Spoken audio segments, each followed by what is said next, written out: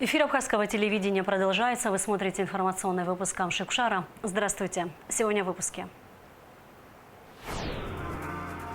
ВВП растет очень динамично и достиг более 90 миллиардов рублей. Если сравнивать опять-таки с 2020 годом, это плюс 187%. Так, президент Бадрагун охарактеризовал итоги программ, которые совместно реализовывают Абхазия и Россия на встрече с зампредом правительства Российской Федерации Александром Новаком. Во время своего визита в Абхазию Новак и премьер-министр Делба, а также министр здравоохранения Будба осмотрели строящуюся детскую республиканскую больницу. Работы идут по графику, их завершение планируется в следующем году. 5 спортивных залов в Абхазии получили новый инвентарь для занятий единоборствами.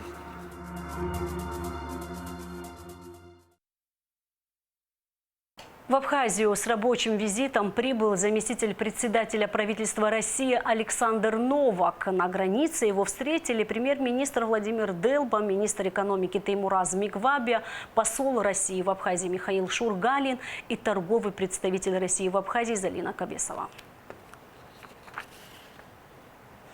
Детская республиканская больница, которая возводится за счет средств инвестпрограммы, должна будет запущена в конце 2026 года. Первым делом Владимир Делба и Александр Новак ознакомились с ходом ее строительства. Им также рассказали о том, на какой стадии находится строительство площадки под ангиограф. Обо всем подробнее в материале Шазины Ханаглуа. Детская республиканская больница строится за счет средств российской инвестиционной программы. Общая стоимость проекта, включая медицинское оборудование, 727 миллионов рублей. Работы идут по графику. Их планируют завершить в 2026 году. На данный момент полностью собран каркас, остался один этаж и чердачное помещение, сообщил начальник УКС Абхазии Демир Гамисоня.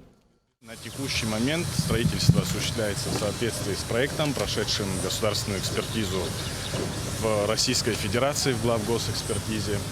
Для наилучшего и наибольшего контроля у нас также осуществляется экспертное сопровождение по данному объекту, то есть все изменения, которые вносятся в рамках строительных работ, они все согласовываются с главгосэкспертизой. У нас помимо основного здания здесь находятся еще 2 парковочные зоны, которые также уже устроены, основная часть проведена. Это 0,3 гектара, это нижняя часть для парковки, 0,24 гектара, да, верхняя часть парковки. Оборудование чье, где, когда будет? Оборудование, значит, перечень оборудования уже согласован с Минздравом. Сейчас мы проводим еще раз конъюнктурный анализ цен, потому что цены по оборудованию часто меняются. И после того, как экспертиза их подтвердит, уже будем заниматься. Пока не закупали? Пока еще нет, пока еще и необходимости в этом нет. Строительство детской республиканской больницы является социально значимым проектом. Это позволит расширить возможности по оказанию специализированной помощи детям, включая высокотехнологичную медицинскую помощь. Кроме того, проект предусматривает создание комфортных условий пребывания детей в медицинском учреждении, в том числе совместно с родителями. Больница рассчитана на 65 коек. Вы знаете, вот тут будет создан такой медицинский кластер. На территории республиканской больницы будет построена республиканская детская больница. Вот за моей спиной основной корпус республиканской больницы. Это логистически правильно. Это все будет на одной территории. И дети, и взрослые с точки зрения врачебного сообщества, с точки зрения диагностики и лечения. Потому что на данный момент республиканская детская больница находится в центре города. Если какие-то сложные случаи, мы врачей туда привозим или сюда на какие-то обследования. Поэтому все будет находиться в одном месте. Это такой будет большой медицинский кластер. И это будет очень удобно для наших граждан и для отдыхающих. Здесь виды помощи? Виды помощи будет диагностические здесь отделения, будут хирургия, будет лор-отделение, будут профильные диагностические исследования проводиться, компьютерная томография и прочее, и стоматологию планируем. Существует дефицит узкопрофильных специалистов. Однако, по словам Эдуарда Будпа, Российская Федерация и Министерство здравоохранения активно помогают в решении этой проблемы. В настоящее время в республике находятся медики из России, педиатры и инфекционисты. Они локализованы в Гагре, Гудауте, Тухарчале и Сухуми. Очень важный объект для Абхазии, для детей, для того, чтобы обеспечить своевременную качественную помощь медицинскую. И стройка идет, надо ее в сроки завершать. со стороны России будет помощь оказана для того, чтобы инвестиции эти были обеспечены. Потому что это действительно то, что мы видим, как это будет выглядеть. Это очень современное учреждение здравоохранения. И, конечно, это улучшит оказание помощи. Поэтому надо достраивать, реализовывать в сроки. У абхазской медицины появятся новые возможности после запуска ангиографа. Оборудование поможет диагностировать и лечить сердечно-сосудистые заболевания. Ежегодно в этом нуждается более 750 человек, которые сейчас вынуждены уезжать в Россию для получения соответствующей помощи. Благодаря помощи Российской Федерации у нас впервые на территории Республики Абхазия строится помещение для эндоваскулярной хирургии. Ангиограф приобретен уже благодаря помощи еще раз Российской Федерации, уже здесь находится на территории, доставлен. Значит, будут проводиться коронарографии, стентирование, потому что сегодня на территории Республики Абхазия такого оборудования не было. Это впервые за 30 лет. Мы отправляем в Сочи, в Краснодар, в Лачаповского, в Первую краевую. Но это золотой час, он не всегда выдерживается. Специалисты приедут на первом этапе, нам помогают, будут помогать. Но у нас есть местные специалисты, которые прошли обучение и работали долгое время на территории Российской Федерации, поэтому они также уже будут востребованы. Для ангиографа на территории республиканской больницы строится новое помещение, которое соединится с главным корпусом медучреждения. Запустить центр планируют в сентябре. Шазина Ханагу, Алексей Гухава, Абхазское телевидение. До 400 миллионов долларов вырос товарооборот между Абхазией и Россией. В республике отмечается и рост экспорта, что говорит о развитии экономики.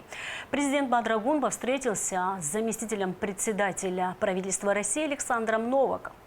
Они обсудили вопросы реализации совместных программ социально-экономического развития страны. Александр Валентинович, добро пожаловать. Рады вас видеть в Абхазии, в Сухуми. Для нас очень важна поддержка Российской Федерации. Пользуясь случаем, хотел бы поблагодарить руководство Российской Федерации за ту поддержку, которую оказывает нашей республике. Безусловно, те возможности и те сложности, с которыми сталкивается республика, так скажем, непростые, но при поддержке Российской Федерации получается преодолеть очень много сложностей и проблем. Хотел бы поблагодарить вас лично за ваше отношение к нашей республике. Вы являетесь сопредседателем межправкомиссии с российской стороны. И сегодня в рамках вашего визита пройдет очередное заседание межправкомиссии по социально-экономическому развитию и сотрудничеству между Республикой Абхазия и Российской Федерацией. Для нас очень важна реализация тех программ, которые мы наметили. Хотел бы, наверное, подвести некоторые итоги предыдущих программ соцэкономразвития 22-25. Мы можем считать ее весьма положительной, с учетом тех результатов, которые мы достигли к 2025 году. Хотел бы несколько из них обозначить. Это, конечно же, товарооборот превысил более 400 миллионов долларов. Если сравнивать с 2020 годом, это 250 миллионов долларов. Это довольно-таки значительный рост. ВВП растет очень динамично и достиг более 90 миллиардов рублей. Если сравнивать, опять-таки, с 2020 годом, это плюс 187%. Это довольно-таки серьезные показатели, которые показывают и отражают реализацию тех программ, которые мы совместно реализовываем. Конечно же, в рамках вашего визита у нас будет возможность обсудить и будущую программу 2630, программу соцэкономразвития. Уверен в том, что и реализация этой программы придаст особый импульс развитию экономики нашей республики. Еще раз позвольте поприветствовать вас, поблагодарить за все те усилия, которые вы реализовываете. Добро пожаловать. Спасибо большое, уважаемый Бадр Зурабович. Во-первых, спасибо большое за возможность встретиться с вами в преддверии заседания Межправительственной комиссии по торгово-экономическому сотрудничеству между нашими странами. Мы ее проведем в этом году здесь, в Республике Абхазия. Последний раз проводили в Москве. И основная цель наша – это, конечно, придать дополнительный импульс развитию экономики Республики Абхазия, социальному развитию, экономическому, в соответствии с теми договоренностями, которые были достигнуты между вами и президентом Владимиром Путиным во время визита в Москву 10 мая.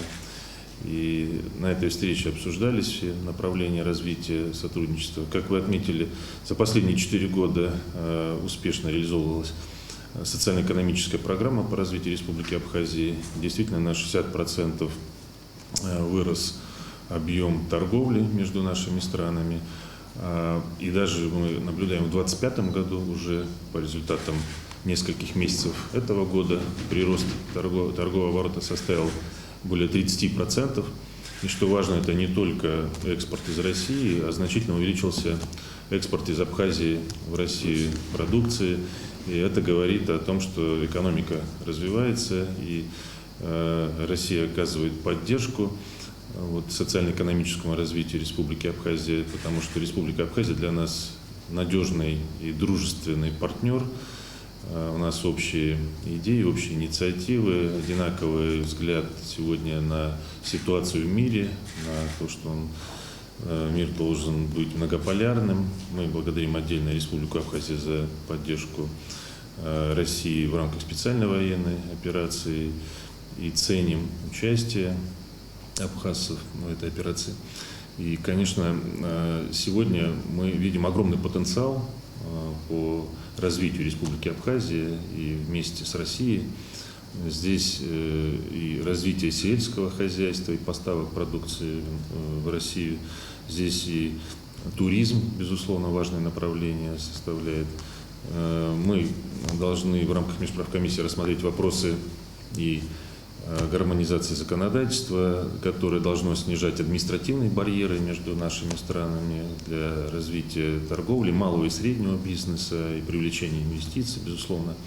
И это самое главное направлено на повышение качества и уровня жизни всех абхазцев здесь проживающих. Поэтому спасибо большое еще раз за возможность обсудить эти вопросы с вами. И мы продолжим это на нашей встрече с председателем правительства. Вопросы реализации совместных программ социально-экономического развития Абхазии обсуждались и на заседании межправкомиссии в узком составе. Заседание прошло с участием президента Бадры-Гунба и заместителя председателя правительства Российской Федерации Александра Новака. С момента признания независимости Абхазии республика получила более 76 миллиардов рублей российской помощи. Восстановлено и построено более 78 объектов социальной инфраструктуры.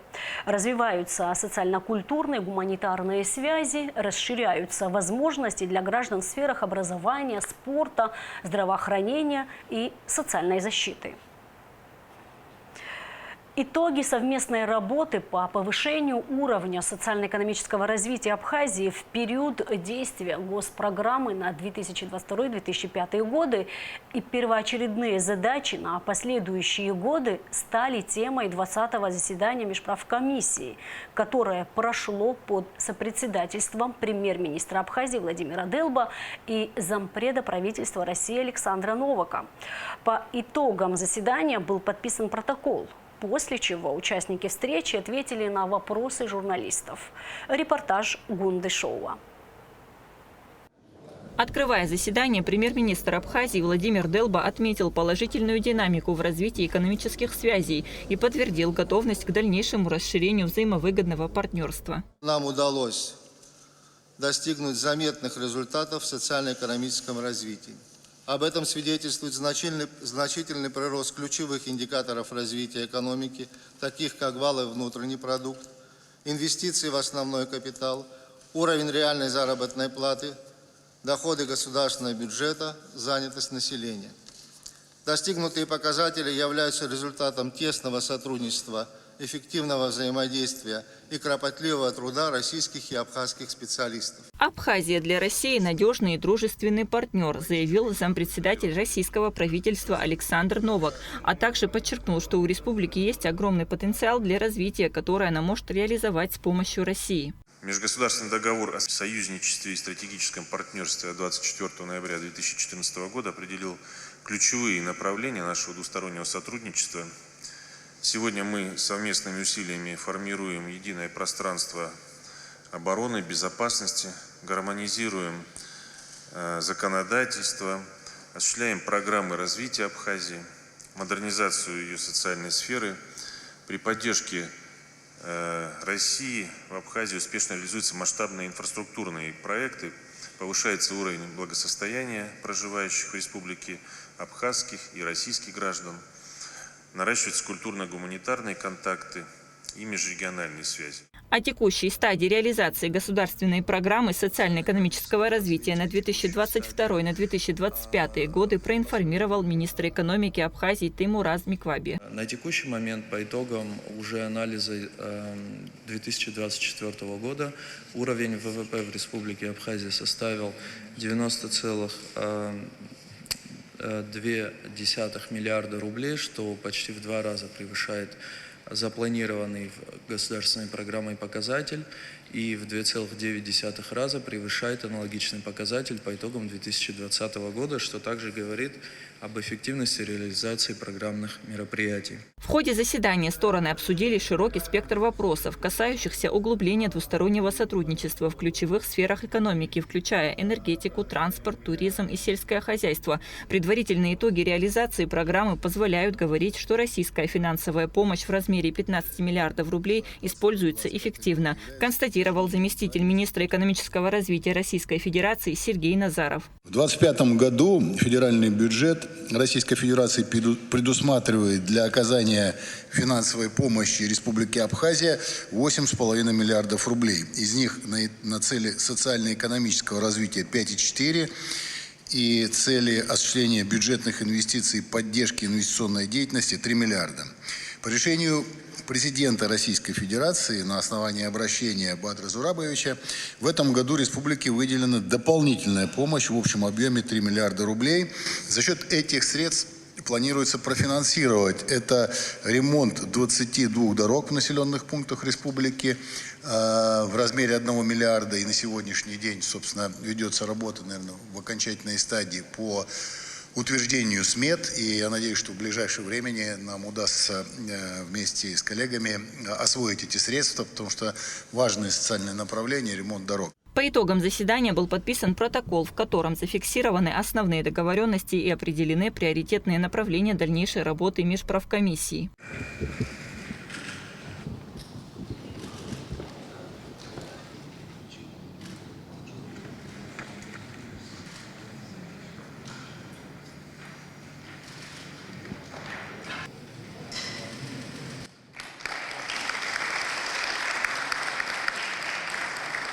После церемонии подписания сопредседатели комиссии премьер-министр Абхазии Владимир Делба и заместитель председателя правительства Российской Федерации Александр Новак рассказали журналистам об итогах пленарного заседания. Мы сегодня подводили итоги, хотя еще до конца текущего года у нас полгода, есть 6 месяцев, но уже сегодня с удовлетворением можно отметить, что заданные целевые показатели по реализации программы 2022-2025 в основном достигнуты.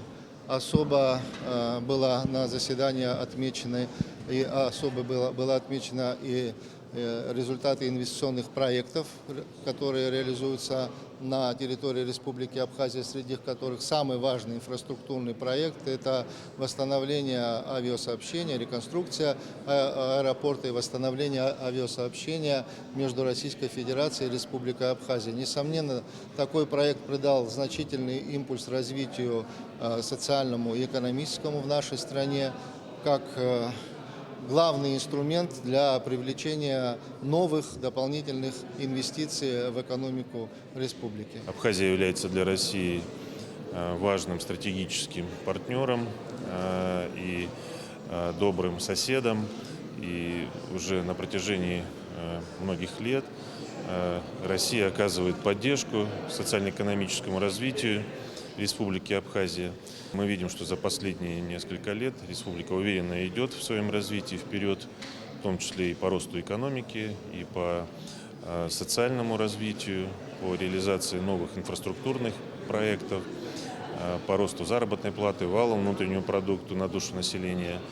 И Россия оказывает этому поддержку, в том числе финансовую, для того, чтобы республика могла самостоятельно обеспечивать свое развитие в будущем. Создаются новые инвестиционные проекты, новые рабочие места, и зависимость от внешней поддержки снижается. И это одно из направлений, то, которое было задано как раз при подготовке программы. Подписанный протокол 20-го заседания комиссии определяет конкретные шаги по реализации достигнутых договоренностей и создает основу для дальнейшего развития стратегического партнерства между Абхазией и Российской Федерацией.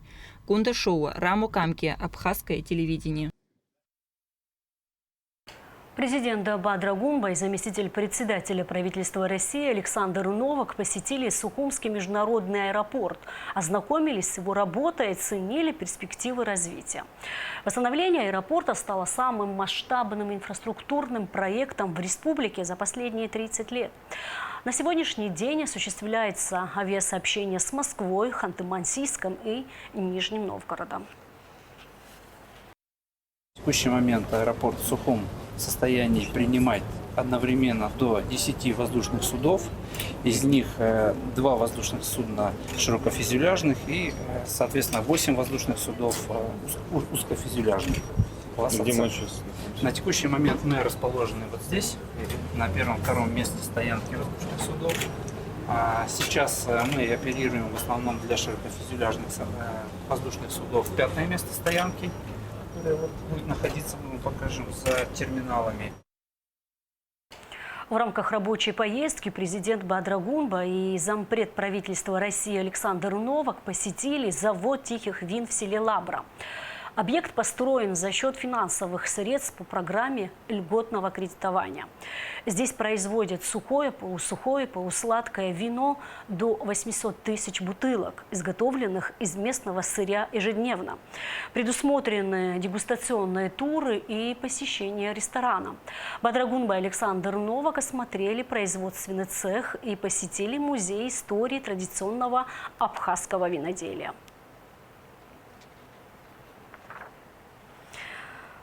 К другим темам. Владислав Ардзинба вчера, сегодня, завтра. По таким названиям в Гудаутском музее Отечественной войны народа Абхазии открылась выставка абхазских художников, приуроченная к 80-летию первого президента Абхазии. На выставке, организованной Союзом художников республики, представлено более 50 работ, живопись, графика, декоративное и прикладное искусство. Кроме того, музей подготовил фотоэкспозицию о жизни и деятельности Владислава Григорьевича. В открытии выставки приняли участие председатель Союза художников Виталий Дженя, глава районной администрации Валерий Авизба, директор Центрального выставочного зала Эльвира Арсалия. Экспозиция будет доступна до 13 августа.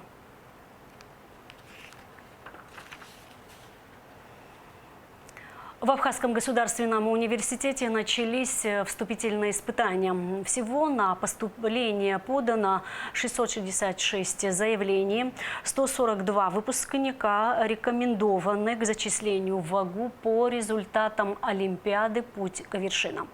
Абитуриентам предстоит сдать по 3 экзамена на всех направлениях учебы. После завершения испытаний будет объявлен дополнительный набор на факультеты, куда было подано менее 10 заявлений. Набор продлится до 3 августа. Мы будем продолжать еще набор по тем направлениям, где меньше 10 абитуриентов подали заявление. Призываю всех прийти на эти специальности, которые будут дополнительно объявлены. Специальность идет первым экзаменом. Сегодня у нас в основном только у юристов устный экзамен, это по основам права, у филологов и педагогов это диктант и изложение. Сегодня еще специальность начали сдавать абитуриенты, поступающие на факультет искусства. Это изобразительное искусство, дизайн костюма, ландшафтный дизайн, графический дизайн. Также и актерское мастерство, но, к сожалению, туда тоже было подано только 3 заявление. По поводу правил и количества экзаменов ничего не изменилось. У нас просто в этом году химия идет двухпрофильная. Если раньше мы просто вот принимали химиков, а в этом году химия и экология. Но, к сожалению, вот я говорил, на эту специальность никто не подал документы. Яркие, интересные события ждут жителей и гостей Пицунды с 23 по 25 июля. Ко дню города, который в Пицунде отметят 25 июля, приурочен гастрономический фестиваль.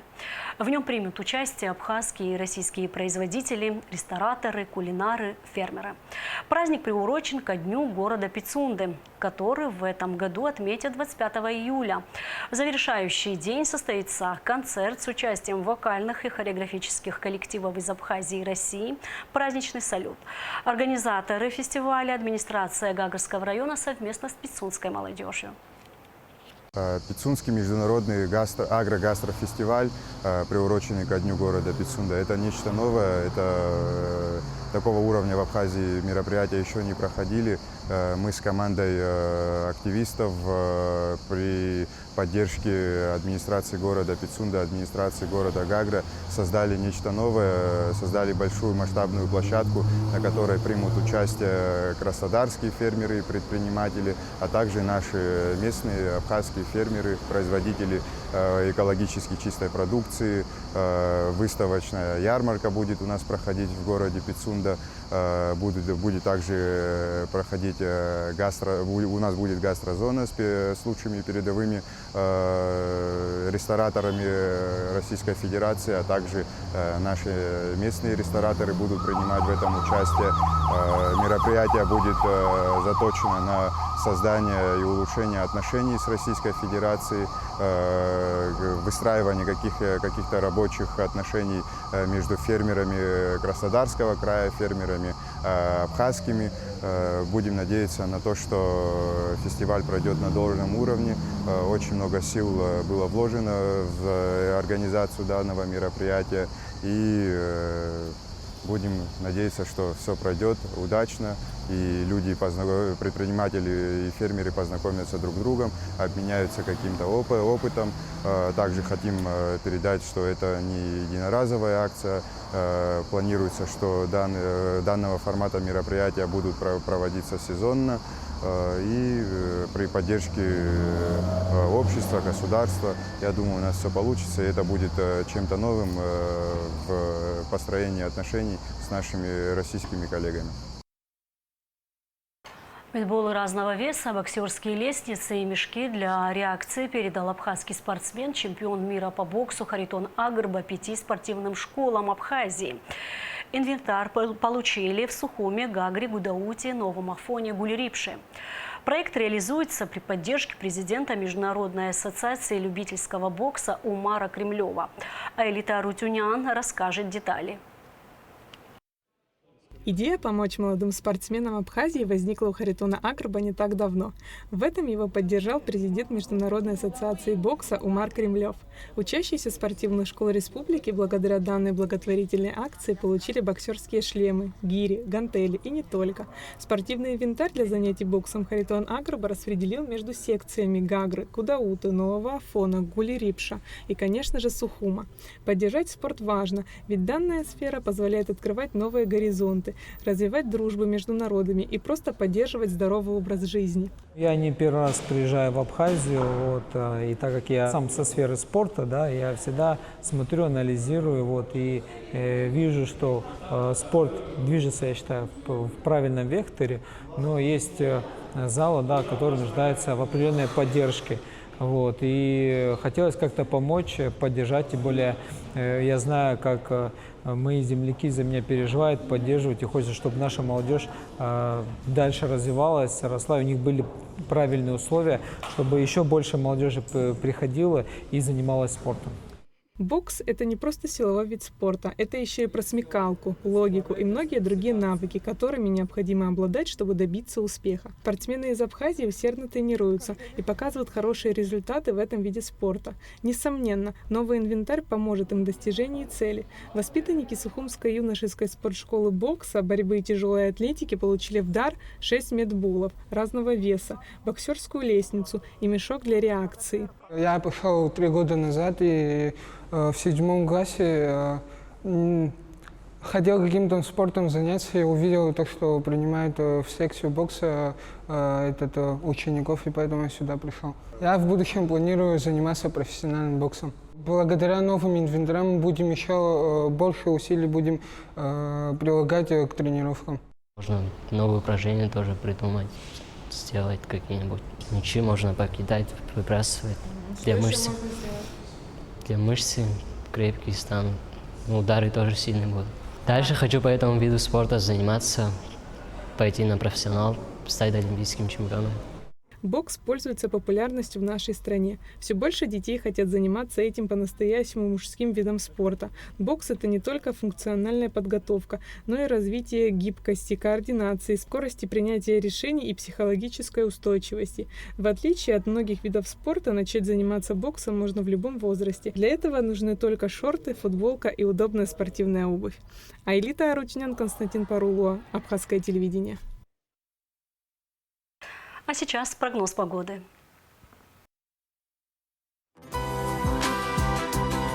По сообщению гидрометцентра, во вторник, 22 июля, в Абхазии ожидается переменная облачность. Ночью и утром возможен дождь с грозой.